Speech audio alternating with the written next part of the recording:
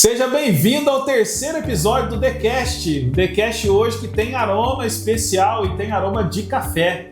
Hoje nós vamos falar para você sobre essa fruta que impacta aí milhões de brasileiros e quem dirá também o mundo todo, né? Então nós temos hoje aí um papo muito legal sobre café e nosso convidado especial aqui, que é um produtor, e você vai entender hoje como que o café ele chega na sua xícara, né? Vamos falar sobre o sabor do café, vamos falar sobre a plantação e vamos contar um pouquinho de histórias sobre a vida desse produtor. Então, quero chamar aqui, seja muito bem-vindo, é um prazer recebê-lo aqui, Fábio Souza.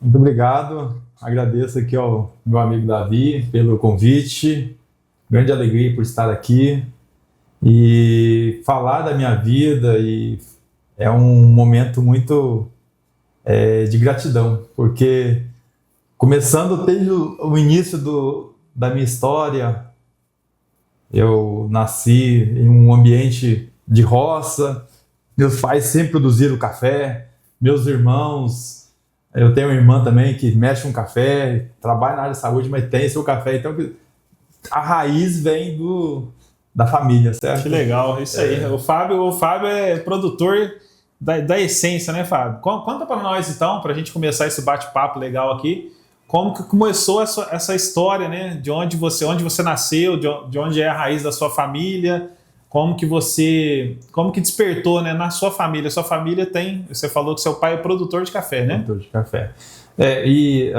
Sou natural de Lambari. Meus pais sempre mexeram com café, meus irmãos mexem com café até hoje. E eu nasci praticamente nesse ambiente, né, de produção de café. Teve uma época da minha vida, eu comecei a estudar e aí eu acabei indo para o outro ramo. Eu fiz curso de técnico em agropecuária, em Confidente, depois fui para a faculdade e na faculdade eu fiz a tecnólogo de radiologia. Aí eu trabalhei 10 anos na área da saúde. E nesse período, na faculdade, eu conheci minha esposa é dentista. E quando a gente estava namorando, ela queria ir para um lugar bem longe. Então a gente terminou a faculdade, a gente foi para o Amazonas. Amazonas. Saiu de Minas para aventurar lá. Aí é um período que eu deixo a minha origem e vou dedicar... E vai dedicar a outra área. A outra área. E foi um tempo muito precioso. A gente morou lá em Maués, Amazonas. Foi um momento muito importante para nossas vidas. Recém-casado, trabalho novo. A gente, graças a Deus, fomos bem recebidos, fomos prósperos lá, graças a Deus. Mas chegou a época da nossa vida que a gente queria voltar porque é muito longe, né? Muito longe, Amazonas Ô Fábio, conta pra gente um pouco dessa experiência sua lá, como que é morar no Amazonas, como que foi chegar lá, conta pra gente um pouco isso aí. Quando foi, né? Quantos anos você tinha? Então, foi em 2007, 2008. Aí eu fui pra lá, São Paulo, pego o avião, Amazonas, 4 horas de voo, chega lá, mais 20 horas de barco. 20 horas de barco? Para chegar em Maués. E olha que é uma cidade próxima ainda de Manaus, que é a capital. Então tudo que faz lá no Amazonas é de barco? É barco. Estrada de terra e alguns municípios só que vai por terra. A maioria tudo é barco. Então eu cheguei lá, a princípio eu senti ilhado, porque eu não sabia dirigir avião e nem barco. Eu falei, eu tô preso aqui. Mas a gente vai acostumando, porque tudo, acho que a gente se adapta. É um povo muito bom. Foi uma experiência muito boa. Quanto tempo vocês ficaram lá no Amazonas? Eu fiquei 7 anos e a minha esposa 8 anos. 7, 8 anos. Aí nesse período lá eu estava trabalhando na área da radiologia, minha esposa dentista. E quando a gente teve as 2 filhas, eu tenho 2 filhas, aí a gente pensou, a gente conversou e falou, acho que está o momento de voltar. A minha esposa, principalmente, ela falou, não, é o momento de nós estar voltando. E a gente veio, ela não conhecia São Lourenço, ela falou, se um dia eu tiver que voltar, eu vou voltar para São Lourenço. Vou morar aqui. E foi dito e feito. A gente veio, a gente pensando já em voltar, a gente entregou currículos na cidade aqui próxima, inclusive aqui em São Lourenço. E aí o senhor já voltou para a parte do café ou não? Não, aí foi o seguinte, depois que conseguimos voltar, a minha esposa voltou com emprego já aqui em São Lourenço. Mas só que para mim não tinha vaga na minha área de radiologia. Isso foi um ano que eu fiquei tentando, e não dava certo, não abria as portas. Aí um belo dia, à noite, eu falei, mas do café eu sempre mexi com terra. Isso eu sei já produzir. Conhecia. Eu falei, se não tá dando certo aqui, eu tô tentando, tá? Então eu vou mudar minha rota. Eu falei com a minha esposa, olha, eu vou procurar umas terras. Aí eu fui na Cocarive, na cooperativa aqui, tinha o pessoal que fazia corretagem de vendas e compra de terreno. Aí eu comecei a olhar as terras. Aí quando eu cheguei nessas terras lá em Soledade, eu falei, essa aqui parece... Falei, aqui que é o meu lugar. Ô Fábio, mas como foi assim a motivação, né? Você falou que trabalhou aí um período na radiologia, né? Qual foi a motivação que te levou a decidir? Falou assim, vou trabalhar com a produção de café. Seu pai já tinha referência do pai na família, certo? Mas aí você voltou e falou, nossa, qual foi a motivação? O que te levou a decidir? Falou, vou voltar para as raízes. O que decidiu? Qual foi a decisão? E o momento, né? Esse momento. Às vezes tem coisa que a gente já vê e não entende, porque eu estava tentando na área e não conseguia. E às vezes, quando não dá certo numa área, às vezes é momento de você recalcular a rota. Aí eu falei, mexer com terra, produzir, eu sei fazer. Isso aí tá no sangue. Vou voltar para minhas origens. A princípio, parece que eu estava deixando tudo que eu tinha me esforçado. Estudou, fez a faculdade, se formou. Mas eu acredito que tudo serve para você estar de experiência também, para você estar iniciando aquele ramo que você... Eu já tinha experiência, mas lá atrás. Hoje, a tecnologia, as coisas evoluíram muito, né? Então eu entrei, mas assim, um pouco sem experiência. Mas aí meus irmãos já estavam no ramo, eles começaram a, primeiramente, olhar a terra, não, aqui é boa, pode ir, é produtiva. Você teve um apoio aí, então questão de família, né? O apoio foi bem decisivo na hora da compra e mudança da rota, né? Ô Fábio, e fala uma coisa, essa produção do café, né? Você pegou já uma plantação que estava pronta, ou você começou tudo do início, né? Plantar o café, crescimento.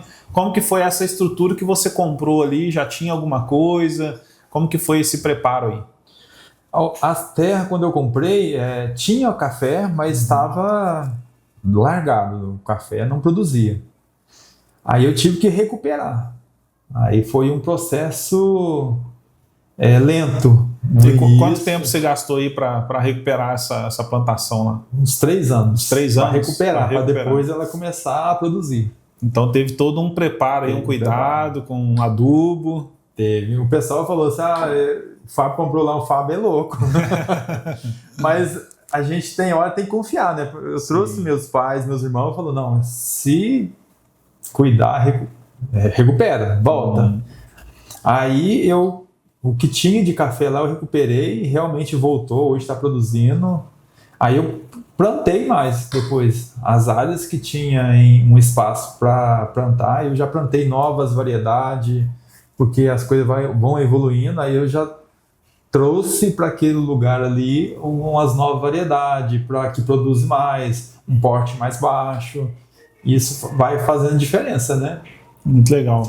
Ô Fábio, e conta pra gente um pouco aí sobre a sua história, né? Conta pra nós um pouco desse casamento, você e a Dani e as meninas. Conta um pouco pra nós sobre a história de vocês aí também, pra gente conhecer. Então, a minha esposa, eu conheci ela na faculdade, lá em Varginha. Ela fazia odonto, eu fazia o tecnólogo em radiologia. E a gente se conheceu e foi amadurecendo a ideia, nos casamos, e ela é uma bênção para a minha vida, a companheira, a guerreira, batalhadora. Ela é uma profissional, uma mãe, uma esposa que, graças a Deus. E tem as meninas. E tem as meninas, né? A bênção das nossas vidas, Larissa e Laura. Uma com 15 anos e uma com 13 anos. Tá, e esse período aí que vocês estiveram na Amazonas, você já tinha as meninas? As duas? Elas nasceram aqui em Minas, mas foram feitas lá praticamente. Lá no Amazonas. No Amazonas. Que bênção, então. Muito chique. Vamos falar então, né, desse café chique que vocês estão vendo aqui, gente, cheirinho da roça, né? O sabor da tradição. É a produção aí do nosso amigo, né? Amigo irmão, Fábio Souza. O que diferencia aí o café cheirinho da roça de um café comum do mercado? O que seu café tem de bom em relação ao mercado aí, para comparação? Olha, o café, para começar, a gente está numa região que produz muito café especial. E o café especial, ele está relacionado a todo o manejo que você faz na sua propriedade. Desde o cultivo, não somente na colheita, mas no processo que você faz a manutenção o ano todo. É a adubação, é a limpeza. Mas o que define, no final mesmo, do café especial é o manejo ali na colheita. De um café tradicional, um café que tem uma qualidade inferior, praticamente um pós-colheita. Pós-colheita, então vamos lá. Todo mundo vê aquela plantação lá, o café vermelhinho, então aquilo ali não é a semente, as sementes são todas iguais, o que você planta lá é tudo igual, o que faz ele ser especial é depois. Que normalmente quando a fruta tá no pé, tá vermelhinha lá, ela tá 100% de qualidade. Certo. Mas a partir que você colhe ou antecipado ou tardio, você já compromete ali a qualidade do café. Então você tem um período certo ali para você fazer a colheita, no período que você tem maior número de grão maduro, você colhe ele, leva para secagem. Antigamente fazia secagem em terreiro, era bem mais rústico.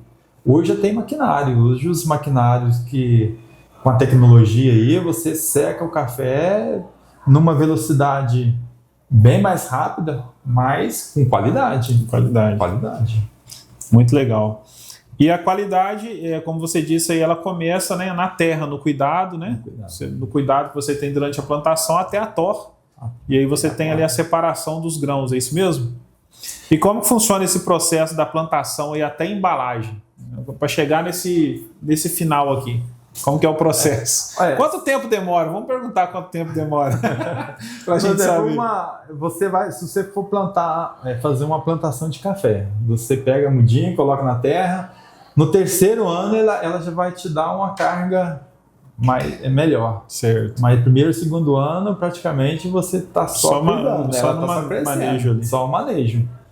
A partir do terceiro ano, já começa a dar uma produção, aí você já vai aumentando a produção gradativamente.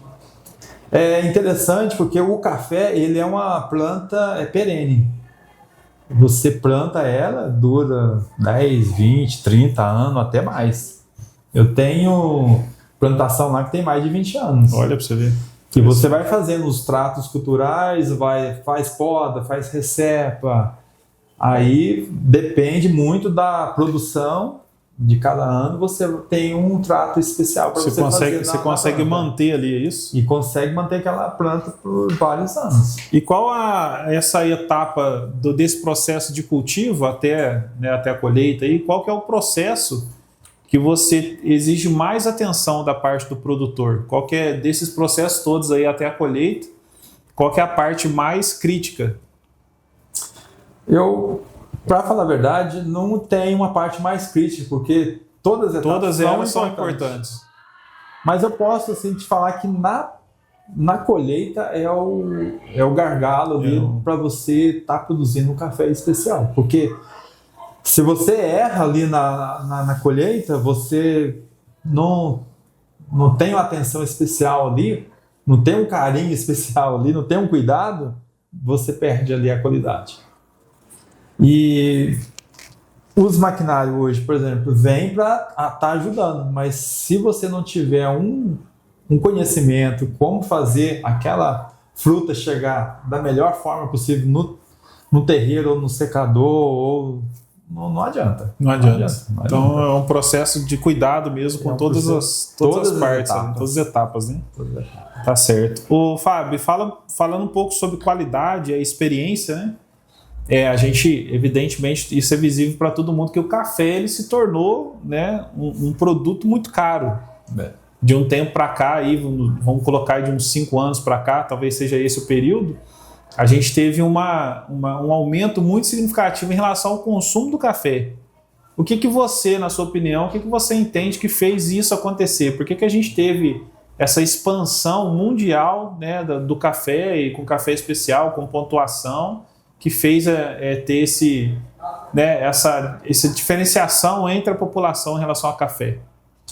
Eu acredito que o marketing, o falar do café especial e o pessoal ter acesso a esse café especial, eu acredito que faz a diferença, porque você tomar um café especial e um que não é especial, a diferença é muito grande.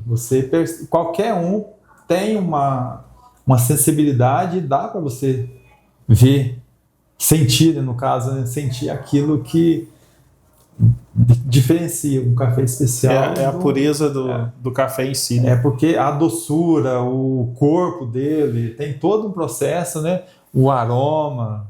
Então, isso aí, para quem toma um café especial, depois, com certeza, aquilo fica gravado, né? Eu acho que aí, acredito que a partir daí as pessoas começam já a ter aquele anseio de querer um café melhor. Café melhor. E a gente sabe que o brasileiro, ele toma muito café, né? Muito café.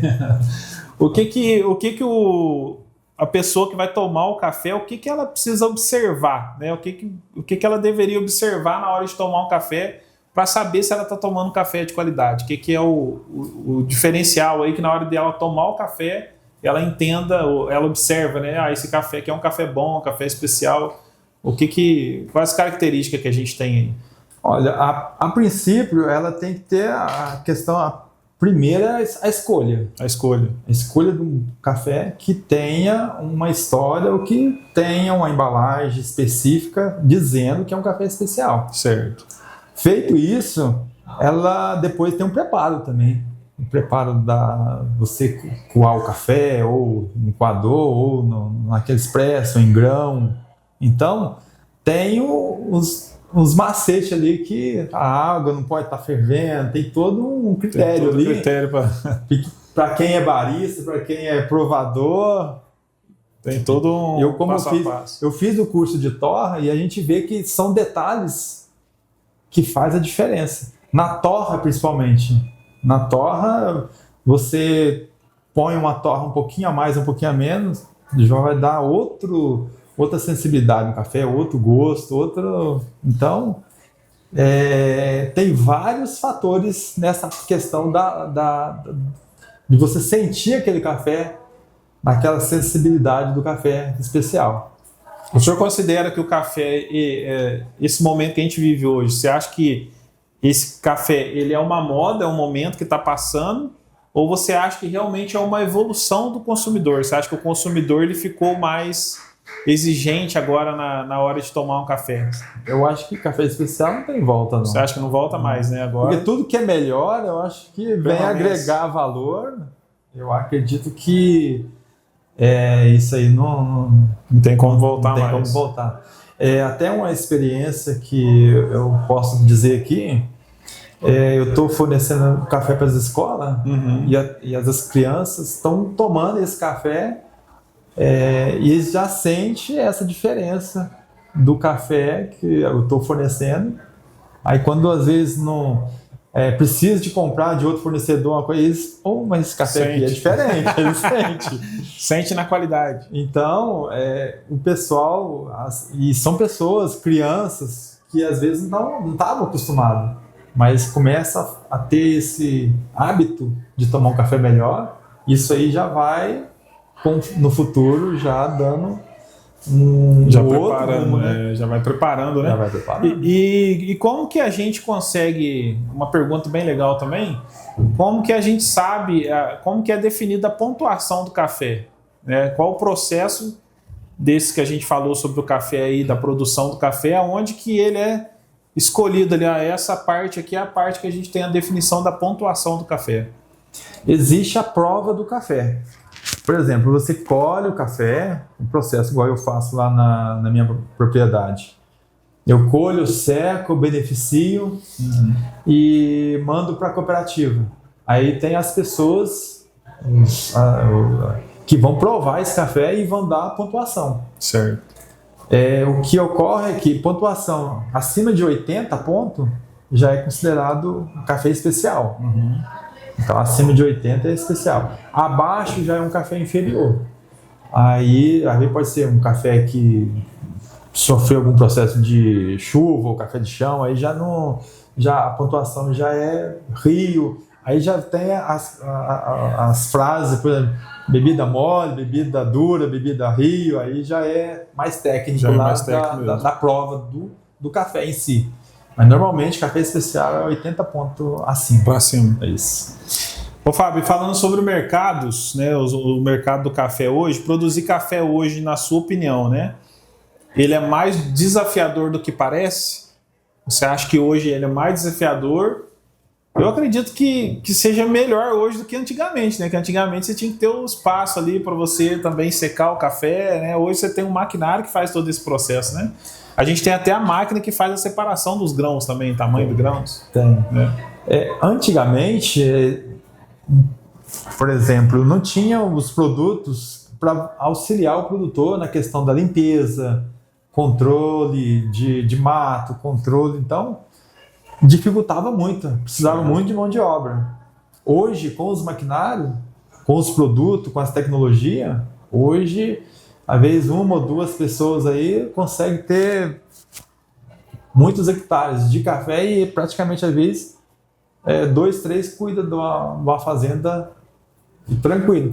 Mas graças ao, por exemplo, equipamento, trator, maquinário, produto químico específico, usado na hora certa, na dosagem certa, faz um efeito que controla e a pessoa, o produtor ali tem uma comodidade. Por outro lado, tem um custo mais elevado na questão da produção. Mas a tecnologia veio e auxilia muito. Sem tecnologia hoje... Muito difícil, né? Não fica no mercado, não. Né? E vamos lá, e sobre esses bastidores da produção, né? O pessoal acha que... Bom, vamos lá, o café chega na nossa mesa, né? Mas como que é esse dia a dia lá? Que horas que acorda? Quando você tem que fazer o acompanhamento ali, esse processo de chuva, né? A natureza, como que é esse dia a dia do trabalhador na roça em si? Quem trabalha na roça é um céu aberto, né? Então você está sujeito a chuva demais, ou falta de chuva, ou geada, chuva de granizo, que pode... Tudo isso impacta na qualidade do café. Com certeza. E, por exemplo, uma chuva de granizo, dependendo da intensidade, arrebenta com a produção, com a lavoura. E a gente está sujeito, né? Então, existe mecanismo, a gente faz seguro, tudo, mas... Não é a mesma coisa. Não é a mesma coisa. Então, a gente tem que torcer para que a natureza flua de maneira natural para a gente ter uma produção todo ano boa. Senão, qualquer intempérie influencia muito na lavoura. Porque a lavoura é um ser vivo. Sim. A planta é um ser vivo. Muito sol, muito quente, igual nós passamos agora, né? Então a planta sofre um estresse. Tem aquele estresse que sofre. E outra coisa, Fábio, em relação a gente falando sobre essa parte da plantação também, né? Conta para nós como que é esse período de produção, né? Qual que é o período no ano que vocês mais trabalham, né? E qual que é esse período, né? Que tem essa colheita, como que funciona aí essa época do ano para a colheita do café? No meu caso lá, começa em maio. Aqui, aí começa em maio, vai até lá para agosto. Isso varia de ano para ano, porque um ano que dá muito, no outro ano ele normalmente produz um pouco menos. Então, é sempre essa diferença de ano para ano. Mas normalmente de maio até agosto. De maio até agosto é o período onde a gente precisa de pessoas para estar auxiliando a gente na colheita, porque na colheita a gente, mesmo sendo semi-mecanizada, a gente panha com aquelas derriçadoras, né? Mas precisa de pessoas para estar ajudando nesse período, é crucial. Muito bem, lembrando a você que o nosso podcast tem o patrocínio da Garcia Incorporação, né? A Garcia Incorporação que está com lançamento aqui em São Lourenço, né? Do Residencial Vitória, um lançamento de um quarto e sala aqui na Batista Luzardo. Então você que está buscando aí para investir no seu futuro ou para moradia, nós temos aí a Garcia Incorporações, vai ter o arroba dela aqui no nosso comentário, então você entre lá para saber mais informações. E também o Residencial José Maduro Filho, que tem apenas 3 unidades disponíveis, um alto padrão, aqui no centro de São Lourenço. Então não perca a oportunidade de fazer parte desse empreendimento incrível. E você que está buscando um café de qualidade, né? O nosso novo patrocinador, Cheirinho da Roça, café de qualidade, café especial. Você também que tem interesse de adquirir esse café, levar para a sua mesa, para a sua casa, para a sua família, vamos deixar aqui também nos comentários o arroba e o site para você seguir o Café Cheirinho da Roça. E você que quer fazer parte do nosso podcast também, fique à vontade de fazer contato conosco e ser patrocinador desse podcast que gera conexões em São Lourenço e também em todo o Brasil. Fábio, fala para nós sobre o processo de torra, que é um processo importante também da plantação à colheita do café. Como que funciona esse processo de torra? Então, esse sonho de torrar o café e fazer todo o processo lá na minha propriedade, foi mediante... começou na Emater, a Emater que incentivou, lá através do Marcos da Emater, e falou: Fábio, tem campo, tem saída, e todo alimento que você produz, você tem saída e consegue agregar valor. A princípio eu fiquei meio assim, mas como é que funciona isso? Aí, para sentir o mercado, eu terceirizei o processo de torra, empacotamento, torra, tudo, em terceiro. Aí eu vi que realmente tem saída. A gente está numa região que tem muitas torrefações, mas sempre tem campo para todo mundo, né? Sim. Aí eu comecei a sonhar, falei: olha, vou colocar uma torrefação aqui. Eu acredito que vai ser muito bom aqui, para agregar valor no meu produto, para finalizar o produto. Porque eu faço o produto até o beneficiamento, mas o processamento é outra etapa. Você processar ele, fazer a torra, moagem, empacotar, tudo, né? Aí eu procurei informação com a Emater, eles deram todas as dicas, toda a informação, aí eu comprei os maquinários e está sendo muito bem-vindo a torrefação. A gente já começa a ajudar outras pessoas, né, que precisa estar torrando, a gente torra e a gente passa a terceirizar até o serviço, que serve para mim, no meu caso, para fazer o meu produto, mas para outros também, né? Então esse produto, antigamente, você fazia ele até a parte do beneficiamento. Depois disso, ele ia para terceiros fazer. Então isso também reduziu o seu custo, porque você teve maquinário e hoje o processo é feito tudo dentro da sua propriedade. Tudo lá dentro. Muito legal. Toda separação, todo o processo de empacotamento, tudo lá. Tá. E qual que é a diferença, Fábio, de você fazer essa venda direta do café, né, para supermercado direto ou para o consumidor final, e você fazer essa distribuição dentro de uma cooperativa? Olha, dentro da cooperativa você coloca o seu produto ali, é um preço determinado. Certo. Já é estabelecido um preço de mercado. É, no mercado ali. E quando você faz o processo de torra e começa a vender para terceiro e em locais diferentes, você agrega valor. E isso eu tenho observado que ajudou muito na questão da rentabilidade mesmo, do produto em si. O produto acabado, ele tem um valor agregado, né? Maior. Isso faz diferença. Faz diferença. Vamos lá, então, como que essa embalagem bonita aqui do Café Cheirinho da Roça, Fábio, como que você chegou a esse nome? Como é que foi a escolha do nome Café Cheirinho da Roça? Isso aí foi enquete da família.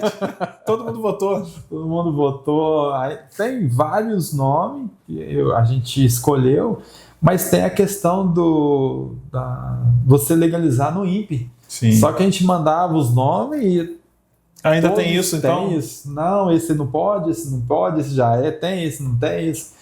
Aí, quando eles liberam pra gente, esse aqui pode, esse. Aí parece que ficou três nomes. Aí, desses 3 nomes, a gente mandou pra família, qual melhor, qual que vocês achariam que ficaria mais atrativo? Aí a gente acabou chegando nessa conclusão aí do Cheirinho da Roça. Muito legal. Ô, Fábio, o que representa para você essa história, né? Porque é uma história, né? Essa história do café que começou lá com a sua família, aí você, durante um período, então, se afastou disso e voltou a produzir. O que representa hoje na sua vida, né? Na vida da sua família, o café em si, a produção do café, para chegar aí essa embalagem na mão do consumidor final? O que representa na sua vida essa história aí? Olha, é um sonho, né? Hoje eu paro e olho a estrutura que a gente já tem. Se a gente fosse pensar do início e falar, eu vou chegar lá, parecia que era muito distante, né? Mas quando a gente se propõe a fazer e a família apoia, a esposa apoia, vive o sonho junto, né? E família, tudo, as coisas vão caminhando. E as coisas, quando tem que fluir, as coisas vão fluindo. Eu acredito que a gente tem que estar observando isso e acreditando no sonho da gente. É claro que a gente tem sonho, a gente tem que acreditar, mas a gente precisa de parceiros, né? Precisa de família, precisa de amigos para estar caminhando. Porque eu acredito que isso aqui é só o começo ainda. Há 2 anos que eu estou fazendo todo o proceesse de empacotamento, então está bem novo, no início. Bem novo, né? Isso aqui é o começo, isso aqui tem muito para avançar ainda, eu creio. Aproveitando a fala do Fábio aí, Fábio, conta para nós aí qual que é essa expectativa de vocês aí para os próximos anos, né? O que você pensa assim como aprimoramento, até onde você quer entregar esse café, né, para chegar na mesa do consumidor aí? Qual que é os projetos futuros aí da Cheirinho da Roça? É o crescimento. A gente tem um produto. Hoje a gente está fazendo o processo, por exemplo, de 1/3. Outra parte a gente já coloca na cooperativa. Então a gente tem produto para a gente estar crescendo, embalando e chegando à mesa de muitas pessoas ainda. E o sonho nosso é que todos que queiram tomar café bom, café da roça e café de qualidade, vá atrás da gente, nos procure, que a gente tem o que oferecer do melhor da região. Isso aí, muito bom. Café Cheirinho da Roça, Soledade de Minas. Fábio, vamos falar um pouco sobre os seus hobbies, né? O que o Fábio faz nas horas extras, quem que gosta de fazer com a família, né? Tem alguma coisa específica que o Fábio gosta bastante de fazer aí em família ou sozinho, né? Conta um pouco dos seus hobbies aí. Conta um pouco para nós também sobre o Fábio na igreja, né? Sobre essa conversão sua também como cristão. Então, foi há 2 anos atrás, né? Teve essa nova etapa na minha vida, porque a minha esposa, era crente e eu não. Uhum. Aí, com o passar dos anos, as minhas filhas crescendo e parecia que tava um aqui, um lá, né? Mesmo caminhando junto, mas parece que não tava junto, né? Faltava algo. E aí, nesse período, que eu me dediquei mais à igreja e coloquei mais à disposição, a gente viu que eu tinha que trilhar ou um caminho ou outro. E a igreja Família Viva veio para agregar muito na minha vida, na vida da minha família, das minhas filhas. Hoje eu vejo elas louvando, adorando, buscando a Deus, e família unida, né? Então isso aí... Todo mundo caminhando junto. Eu não ajudando no louvor, então... Fábio violão, toca um violão. Violeiro, né? E tá sendo bênção, e eu acredito que buscar a Deus tem que ser prioridade em tudo, senão... Sim, a vida da gente é transformada quando a gente está nos caminhos de Deus, né? Seguindo na igreja, né? E o Fábio toca uma viola de vez em quando. Aí a gente tá ministrando lá na igreja, está sendo bênção, está sendo aprendizado, viu? A equipe lá. Que bom. E nas horas vagas aí, o que o Fábio faz em família? O que vocês gostam de fazer juntos? Às vezes gosta de ficar quietinho na roça. Muita correria. Durante a semana, a minha esposa atendendo em outra cidade, trabalhando, eu levo o filho à escola atrás e é um pouco corrido.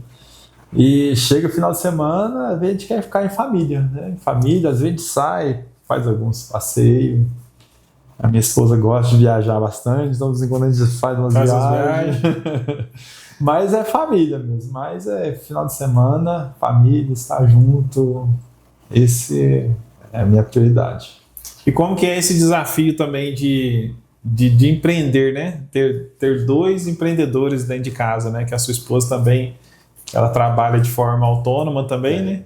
E o Fábio também. Como que é ser dois empreendedores aí, né? Qual que é o desafio de caminhar junto aí, empreender no Brasil? Eu acredito que tem que ter muito diálogo, confiança e deixar cada um seguir aquele ramo ali, mas sabendo que o outro está por perto. Uhum. Mesmo um estando, às vezes, um aqui, um lá, e eu estou na roça trabalhando, estou pelejando lá com os meus afazeres e ela aqui também, mas a gente tá junto, né? No final do dia a gente se reúne e durante o dia cada um para um lado, mas à noite estamos juntos. Um apoia o outro, né? Estamos lá, um apoiando o outro, e isso aí faz a diferença. Os filhos sempre juntos também, né? Aproveitando, porque daqui a pouco, né? Estamos fazendo o primeiro ano já, Larissa, daqui a pouco também já tá pegando... tem que aproveitar Estudar, agora. né? Verdade. Fábio, a gente tem então, falando sobre histórias, né? Muitas pessoas se interessam pelas histórias que acontecem ali nos bastidores, e hoje o café virou isso, né? Virou uma história, todo mundo quer conhecer quem é o produtor, como que ele faz, como que é produzido, né? Hoje a gente tem também essa visitação, né? nas fazendas, na produção de café, porque todos querem conhecer o processo, né? de fazer isso daí. Agora vamos para uma batalha aqui de algumas perguntas que nós recebemos aqui no podcast para fazer, e aí você responde rápido, tá bom? Café forte é café de qualidade, sim ou não? Não. Café forte, não é. Quanto mais escuro, melhor. Não também. Vamos lá, tem um aqui também, ó. Café causa ansiedade? Sim ou não? Acredito que não. Não? Não. Muito bom. Eu tomo café e vou dormir? Sim, muito bom. E outra pergunta aqui, café especial, ele é só marketing ou não? Ele realmente é um café diferenciado? Diferenciado, e muito diferenciado. Ele não é só marketing, ele é realmente a qualidade. Os provadores, se você conversar com provadores, eles têm as degustações. O mesmo café que a pessoa vende aqui com a pontuação tal, vai chegar lá fora, nos outros países a pessoa vai provar e vai, mesma pontuação. Vai bater o martelo, é isso. É o café especial. Então não é história, não. É real mesmo. É diferente. Muito bem, hoje o nosso podcast foi sobre o café Cheirinho da Roça, uma história muito legal aí do nosso amigo Fábio Souza. Você que participou, muito obrigado. Você que assistiu a esse podcast. Lembrando você para seguir nas nossas redes sociais, @DavidCamposCorretor, @TheCastSL. Participe, deixe o seu comentário e vamos juntos fazer uma conexão muito legal em um podcast que gera conexão dentro do mercado. Um grande abraço para você e até o próximo episódio.